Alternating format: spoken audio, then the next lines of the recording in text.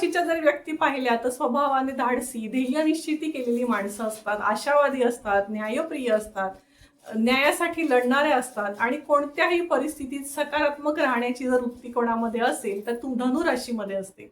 सध्या गुरु महाराज आपल्याला 8व्या स्थानातून जात आहेत आणि शनी महाराजांची पनौती सुरू आहे. त्याच्यामुळे मनाचा संघर्ष किंवा जे काही ठरवताय त्याच्यामध्ये अडथळे, मानसिक ताण आपल्याला अनुभवायला येत आहे. शिक्षणाच्या दृष्टीने सुद्धा हा काळ काही सोपा दिसत नाही. त्याच्यामुळे विद्यार्थ्यांनी डाऊन टू अर्थ राहणं, मेहनत करण्याची गरज आहे. अभ्यासात कोणत्याही प्रकारचा आळस, चालढकलपणा आणि वेळ वाया घालवणं, मोबाईल पाहत बसणं, चुकीच्या संगतींपासून दूर राहणं आणि सगळ्यात महत्त्वाचं म्हणजे विद्यार्थ्यांनी अभ्यासाकडे पूर्ण लक्ष केंद्रित करणं आवश्यक आहे.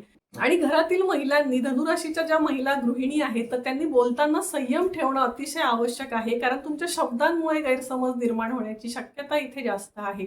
आणि जे नोकरी आणि व्यवसाय करत आहेत तर यांच्यासाठी हा महिना अत्यंत सावधगिरीचा आहे, कारण ग्रहमानाचे विशेष पाठबळ इथे नसल्यामुळे प्रत्येक निर्णय विचारपूर्वक घेणं अत्यंत आवश्यक आहे. कारण ज्या गोष्टींचा आपण विचार केला नाही अशा अनपेक्षित अडचणी, कटकटी समोर येऊ शकतात. त्यामुळे आधी केलेल्या नियोजनामध्ये बदल करावा लागतो आणि आपलं कसं आहे की आपण जे ठरवतात ते करता. अशा वेळी हा थोडा स्वभाव बाजूला ठेवून हट्ट न धरता परिस्थितीनुसार आहे ती परिस्थिती स्वीकारणं अत्यंत आवश्यक आहे. तरुण तरुणींसाठी मात्र काही चांगल्या घडामोडी होऊ शकतात.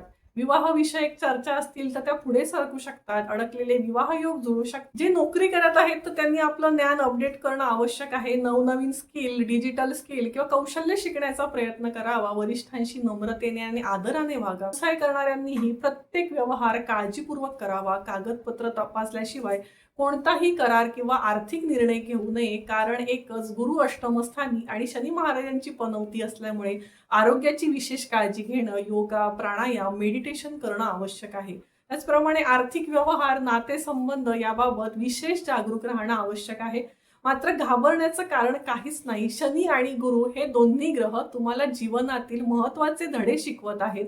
योग्य शिस्त, संयम आणि सातत्यपूर्ण प्रयत्न यांच्या जोरावर तुम्ही अडचणींवर नक्की मात करू शकता आणि तुम्ही तुमच्या भविष्यासाठी मजबूत पाया तयार करू शकता, हे लक्षात घ्या. एकूणच पाहता ऑगस्ट 2026 हा महिना धनुराशीसाठी परीक्षा घेणारा असला तरी योग्य निर्णय, शिस्तबद्ध काम आणि संयमी स्वभाव यांच्या मदतीने तुम्ही अनेक अडथळ्यांवर विजय मिळवू शकता. आता जर या महिन्यात धनुराशीने उपाय करायचा असेल तर दर गुरुवारी भगवान विष्णू किंवा श्री दत्तात्रय यांच्या मंदिरात जावा, त्यांची पूजा करा. ओम ब्रूम बृहस्पतये नमः या मंत्राचा रोज 108 वेळा जप करा. शनिवारी शनिदेवांना तिळाच्या तेलाचा दिवा अर्पण करा किंवा छायादान करू शकता.